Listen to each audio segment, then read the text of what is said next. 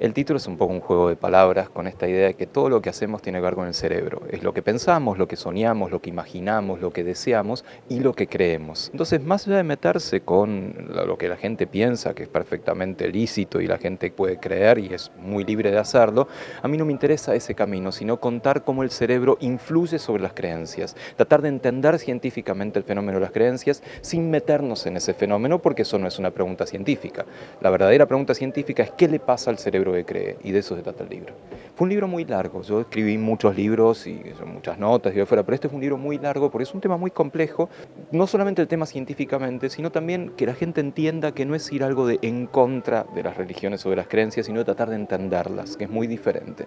Entonces hubo que hacer una investigación muy larga de qué había en el mundo de esto que se ha dado en llamar neuroteología, o sea, tratar de entender neurocientíficamente el fenómeno de la religión, tratar de entender las distintas versiones, los experimentos contradictorios, contar un poco cómo se hacen estos experimentos y después encontrar el estilo, el formato para contarlo para un público general, que no sea académico. Así que me tardó unos cuantos años. Sí, pero vos sabés que afortunadamente, por ahí un poco sorpresivamente, el libro cayó muy bien en ámbitos religiosos. ¿Por qué?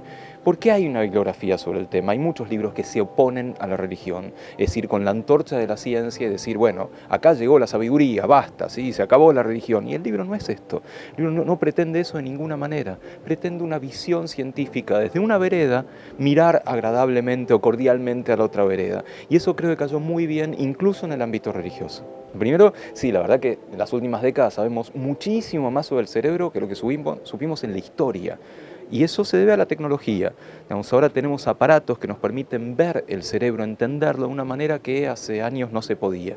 Tanto conocimiento, y en particular conocimiento sobre lo que somos, o sea, el cerebro, y no le queda otra que derramarse hacia el público general, porque no le estás contando cosas que no tienen nada que ver con ellos. No estás hablando de el bosón de Higgs, ¿sí? Que la verdad que quién no durmió hasta que se descubrió el bosón de Higgs, no creo que muchos. Estás hablando de la gente, de sus pensamientos, de sus deseos, de su moral, de sus adicciones, estás hablando de sus recompensas, y eso interesa. ¿Cómo no te va a interesar saber por qué decidís algo? ¿Cómo no te va a interesar saber por qué te atrae algo y no otra cosa? Y eso es nosotros, eso es nuestro cerebro. Sí, los niños, en mi caso decía, los niños nacen artistas, también nacen científicos, y nosotros nos encargamos de que se vayan olvidando un poco de eso. Cuando un pibe va a quemar hormigas con la lupa en el parque, está haciendo ciencia. Cuando abre el juguete, está haciendo ciencia. Cuando abre el hermanito a ver qué tiene adentro, está haciendo ciencia.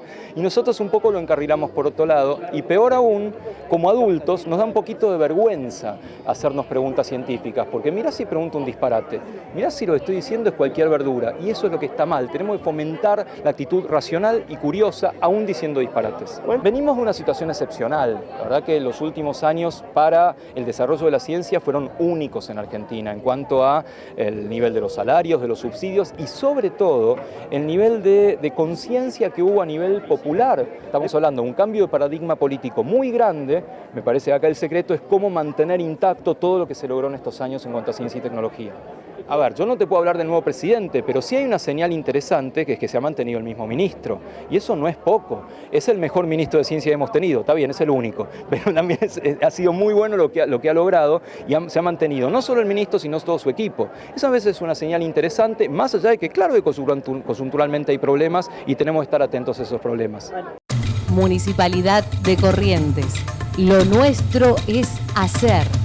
Gestión Fabián Ríos.